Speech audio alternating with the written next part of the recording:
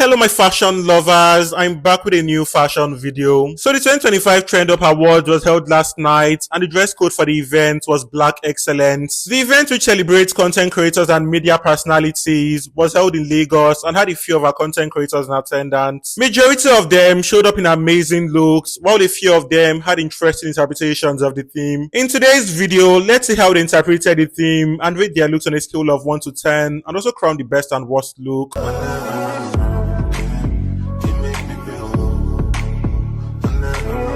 Starting strongly, we have content creator Jay on air in Custom Isaac John. So Jay was serving neutral tones in this smooth ensemble that was tailored so well. The ensemble included this cream coat or perhaps light brown coat. I'm not quite sure which one it is in particular. Anyway, the coat was paired with a matching shirt and black shorts and was styled with few gold jewelry and a pair of dark shades. He completed the look with a pair of patterned leather shoes and black socks, which were the perfect accessories for this look. So it's a very clean look and it's safe to consider this appropriate for the theme. I feel the dress code Black Excellence is a very diverse one and gives room for lots of interpretations. His interpretation of the theme was quite an interesting one, and I like how he played with the unconventional concepts of shorts rather than pants. I feel pants would have been a bit more predictable, while the shorts on the other hand gave the look more edge. I also like how the collar, pocket square and cuffs introduced these African elements and provided pop of colors. The look was so clean, chic and quite funky, and I'd rate this look a solid 8 out of 10.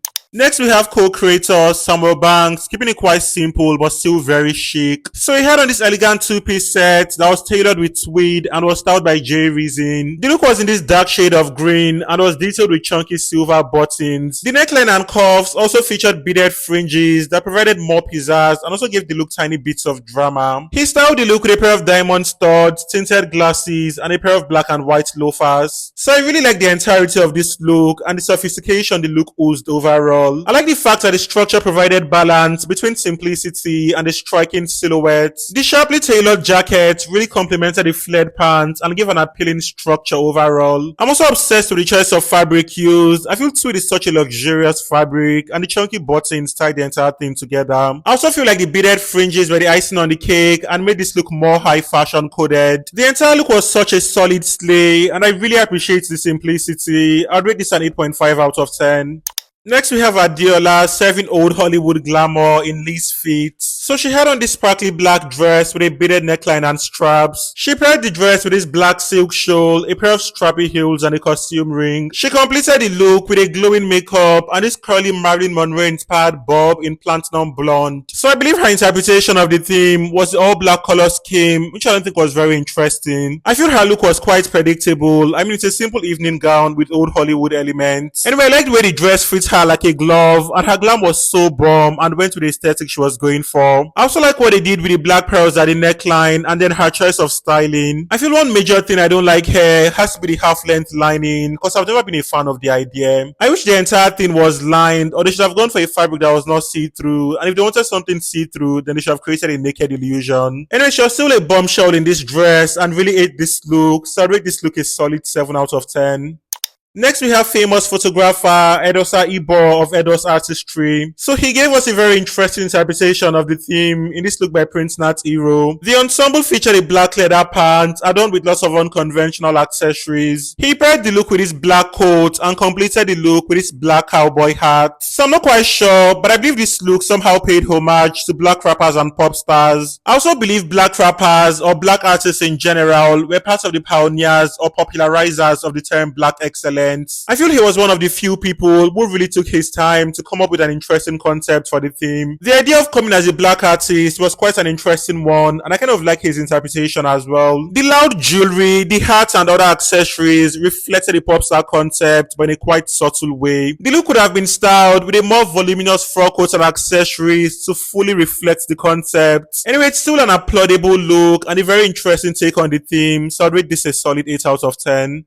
Next, we have Tomike in this dramatic dress by MSO Lagos. So she had on this ruffled ball dress with an asymmetrical neckline and hem. The dress was in this vibrant shade of pink and was tailored with this partially reflective fabric. She styled the look with a pair of silver strappy heels and gold jewelry and crowned the look with this curly half up, half down. So I like the extravaganza she was serving with the silhouette and I equally like the ruffled texture. I feel the dress was interesting through structure, texture and colors and was such a bold piece. I also like the way she she carried the look. Her charisma was so enchanting and made the dress look quite effortless. I'm not completely sure how she interpreted the theme, but I mean, it's a very diverse theme, so anything kind of goes. The entire look was giving grown princess, and I like the fact that they opted for the classic MSO structure. The structure was so voluminous and spectacular, and the entirety of the look was so charming. I'll rate this an 8.5. Next, we have Akin Femi in this luscious look by Siciano. So he had on this luxurious boo-boo, tailored with this iridescent liquid organza. He layered the boo-boo with this black shirt that had a contrasting texture and styled the look with a pair of dark shades. So I believe this was the exact same boo-boo he wore during Paris Fashion Week, and the dress shirt was the exact same shirt he wore for the Mattel dinner. Seeing him pair them together was quite an interesting thing and shows his range when it comes to styling looks. I like the whole opulence the look exuded and how the entire thing felt Afrocentric and was very much on theme. The look was very fluid and stylish and was also a bit unconventional. I feel boo-boos are becoming a trend in the Nigerian menswear space, and I love how men are slowly embracing gender neutral fashion. I also love the entirety of this look, from the flowy silhouette to the lush texture down to the rich color scheme. It's a solid 9 out of 10 for me.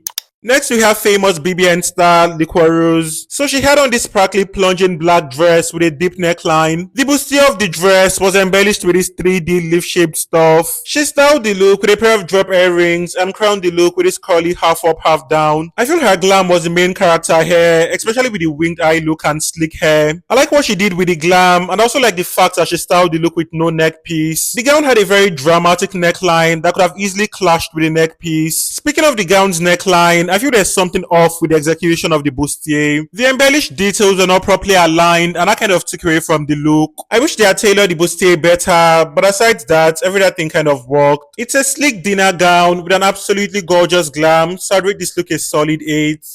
Next, we have content creator Rafi Bukola in this custom dress by Sweet Sophie. So she had on this black velvet dress with a sherbone corseted bodice. The bustier of the dress was ruched and embellished with silver floral appliques. The neckline was also embellished with appliques and rhinestones that flow to the sleeves. She styled the look with silver and gold jewelry alongside this gold clutch and sparkly strappy heels. So I feel this look was so rough and chaotic and just looked really messy overall. The look had lots of details going on, and each detail was poorly executed. Starting from the top part, I don't get what they were trying to do there, but that thing looked really messy. The draping at the lower part did not look any better and just reeked of mediocrity. Her choice of accessories were too chunky for this look and clearly caused more chaos. The entire look was giving battlefield, and the details were fighting for their lives. I sincerely wish the details had been drastically reduced and the look was tailored better. Overall, I'm not a fan of this look at all, so I'd rate this look a solid 4 out of 10.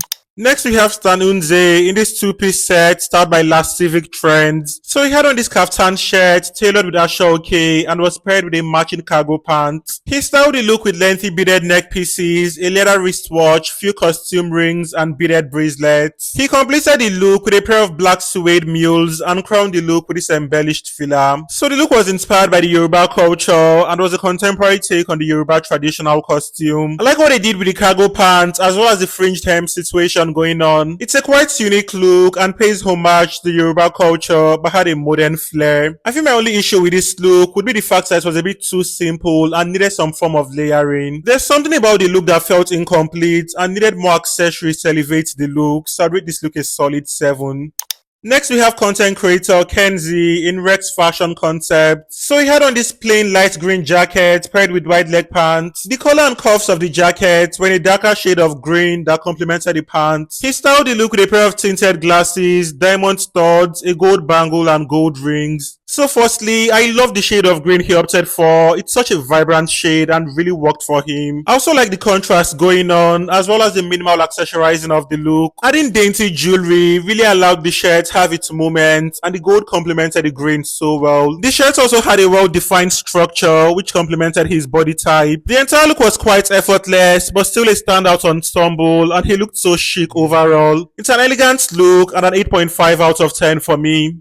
Next, we have the queen herself, Vicky James, wearing custom Vicky James styled by Tony Gray. So she had on the spectacular velvet dress with a corseted bodice that accentuated her body. The top part of the dress was beautifully draped with coral beads and featured exaggerated shoulder pads. She styled the floor-length number with her signature gold clutch alongside coral beads. For her jewelry, she opted for gold, diamond, and emeralds that tied the entire look together. She crowned the look with face beads by BBN and this dramatic braided bun by Adefunke. So one thing about Vicky, she's always going to bring her A game and no one does it like her. Her attention to detail and intentional craftsmanship is so unmatched. I like what she did with this dress, mostly the meticulous detailing at the top part as well as the luxe velvet fabric. The beadwork looked so magnificent and the plain velvet fabric balanced the look. The high bun complemented the structure of the look and also elevated the look. The entire look was so regal and well executed and was kind of too good for this event. I feel majority of the other looks were relatively simple but definitely not Vicky's. From the proportioning to the accessorizing down to the glam, every single thing was on point, so I'd rate this a solid 10.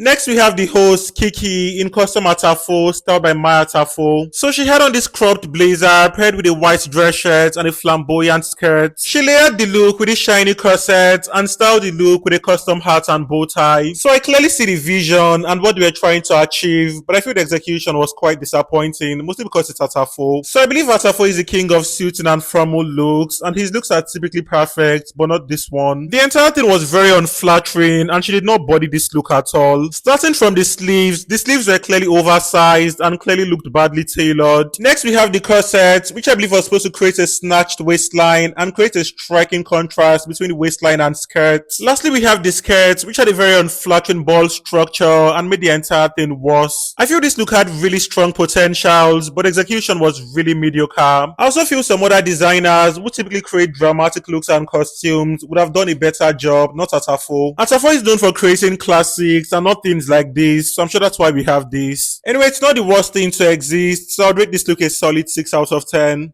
So we've come to an end of today's video, and these were some of the interesting looks at the 2025 Trend Up Awards. For my best look, I would obviously have to go with Vicky James in custom Vicky James. For my worst look, I would have to go with her in this ensemble because the entire thing was all over the place. Anyway, I would love to know your thoughts on these looks in the comments as usual. What's your own best dress and worst dress? If you enjoyed this video, please be sure to give this video a thumb up to help the algorithm push it to more audience. If you are yet to subscribe, please do not forget to subscribe as well. Shout out to all my returning subscribers. You're like the absolute best. Bye for now and see you all in my next video.